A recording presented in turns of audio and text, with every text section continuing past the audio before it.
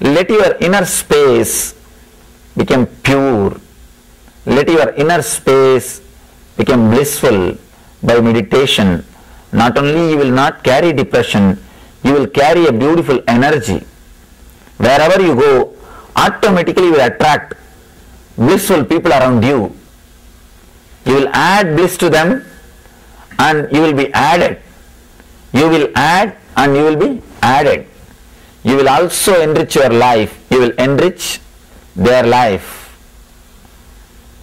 Attracting these blissful people is something you will see in your life. You will attract only the same kind of person, the mental setup with which you carry within you. If you are carrying a mental setup of hurting yourself and hurting others, you will attract only the same kind of person in your life. Not only that, if you are living a hypocritical life, you can never believe somebody else is an honest person. If you are thinking one thing and talking another one thing, you will naturally think, when I am doing this game, he will also be doing the same game. You can't believe, you can't trust. It will be simply impossible for you to believe somebody that he may be honest. No. Simply, you can't. You will not be able to believe somebody is honest. Somebody can be honest. Understand, life is something much more than business. If you don't have sensitivity, if meditation is not part of your life, you will measure your whole life, you will think your whole life is a business. You will measure your whole life based on your dollars, based on the paycheck. Your life is far more than the money which you accumulated. I am not saying give up the world. I am not saying give up the money. I am saying your life is not just money. Your life is not just business. It is far more than business. But if there is no sensitivity in your system, in your being, in your inner space, whatever you do will have only the coat of business. It will be pure business. You will live hypocritical life and you will attract the people who are hypocrites. Person who thinks life is a business can never relax. He can never rest. He can never have vacation. His whole life is a bargain. Constantly thinking of something. What next? What next? What next? Tatakim, tatakim, tatakim. Then suddenly ending up in depression. People who are constantly bothering what next, what next, what next. You will stop only when you are depressed. Actually, depression is an automatic mechanism through which God gives you little rest. When you are not ready to relax, He just gives you a break. He just gives you a break. He is so compassionate. He gives you little depression so that you can little rest, or you will have a few moments with yourself. He gives you an opportunity to regain your inner space, to reclaim your inner space. But the problem again, instead of facing the depression and reclaiming our inner space, we start putting medicines, which creates more side effect. And the side effect leads to little more problem, little more problem, little more medicine. The vicious circle starts. The whole life goes in that vicious circle. And we continue to struggle. Especially people who are leading the society. If they are depressed, their depression can cause, it can be reason for a very big dangers. Understand? And you are sitting, you are leading the society. There are so many leaders, social leaders, who are leading in the political field, who are leading in the social fields, or who are leading in the spiritual field. If you are a leader and if you carry depression, you will make dangerous decisions. You will be dangerous person. You will be leading whole society into depression. You will be creating a mental setup to create more and more pain and depression for common people. You will be reproducing the same thing which you are having in your inner space. Next, spiritual level.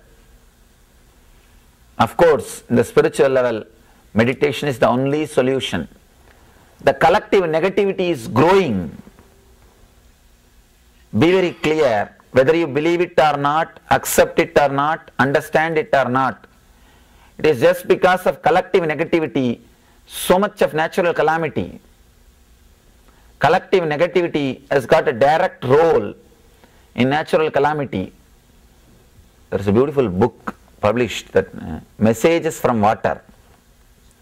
One Japan doctor did a research on how thoughts affect the objects of the world. He did a beautiful research. He took water in different tumblers. He kept the water in different rooms. He will go to one room and create positive waves, positive vibrations, positive thoughts by uttering nice words, peace, love, bliss, like these words. He will enter the other room and create negative words, war, anger, violence, and he will create the same mood. And he will go to the other room, chant some verses from Dhammapada. Like this he created different energy, water. After that, he freezes that water and takes photograph through some special machineries. The end of the research, not once or twice, he did the research for 300 times. The end of the research, he has published the book, Messages from Water. Beautiful book. He proves how the thoughts are affecting the water. See, chemically all waters are same. The chemical quality of all waters are same. All tumblers are same. Just because of the thought, how the very quality of the water changed. How the very quality of the water changed. He says that waters with which he created positive vibrations, that diagrams are coming like a beautiful diamond, are shining, radiating. Water with which he created negative vibrations, those photographs are just like a ghost, devil, completely disturbed. And the water with which he created the Dhammapada, or which he chanted the Buddha's sutras, teachings, it looks almost like a Buddhist temple. The structure of the Buddhist temple is seen in the photographs. If you read that book, you will be surprised how our thoughts are affecting the outer world. So be very clear, our collective negativity is continuously affecting the nature. If a glass of water can be affected by your thought, all our thoughts put together can naturally affect the ocean. It is the logic, it's logical, we can understand. It can affect the ocean, it can affect the nature, it can affect the whole planet Earth. So be very clear, spiritually, if we are not going to purify our inner spaces, we are in danger of disappearing from planet Earth. Don't think I am just giving you some stories. I am giving you the fact. You can see in your life, you can see what's based on the information which you receive, what's happening in the society. The more collective negativity, more natural calamities. One more thing, not only natural calamities, even the wars. constant negativity, the collective negativity which you create towards others, it is expressed in higher level, creating more and more wars. The other day I read a magazine which says all the countries have created and piled atomic weapons which can destroy planet Earth 700 times. All the atomic weapons which these countries are piled, if we put everything together, we can destroy planet Earth 700 times, not once or twice, 700 times you can destroy. So much of atomic weapons. Any single depressed fellow, if he sits in the leader's seat, that's enough to destroy the whole planet Earth.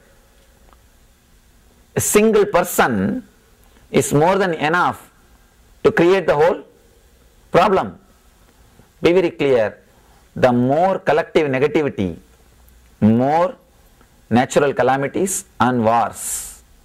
It is time to take the responsibility of clearing our inner space, purifying our inner space. People always think, no, me meditating, how can it change the whole thing, Swamiji? Be very clear, even if a single person contributes to the positivity, first thing he will contribute positive energy. Next thing, an important thing, he will not be creating negative energy. At least if one person comes from the other side, one soldier, if he comes from the other side and joins here, not only we are gaining one, they are losing one. So if you join the side of meditation, not only you are meditating, you stop radiating negativity. The load of collective negativity reduces. It is reduced. Be very clear. Reducing the load itself is a great thing. Not only you are helping yourself, you help the whole world. In India, they did a beautiful research in central India, in Madhya Pradesh. I think Bhopal and Nagpur, they did a research. Group of meditators in the center of the city, they started meditating for 30 days. You will be surprised, in both the cities, within the 30 days, the crime rate has dropped. 70% crime rate has dropped. You may be thinking, what is this? How can few people meditating bring the crime rate down? But the statistics prove, the research proves, not only in the two cities, after that actually Indian army took the job, and they did in 30 cities. They say in every city at least 60% crime rate drops in the 30 days. The 30 days, within the 30 days of meditation, crime rate just like that, it drops more than 60%. Be very clear, meditation not only helps you, it just purifies the whole outer space or the collective negativity. Meditation physically heals you, mentally rejuvenates you, spiritually liberates you. Not only it helps you, it helps the society. If you are ready, intelligent enough to turn towards the inner space and experience the joy and bliss and peace, not only you will save yourself, you will save the planet Earth. Otherwise, not only we will not be able to save ourselves, we will enter into a space what I call global suicide. We will simply commit a global suicide. So hereby I request all of you, take up some form of meditation and transform your life into bliss. Let you be in, become one with and radiate eternal bliss. Nityananda. Thank you.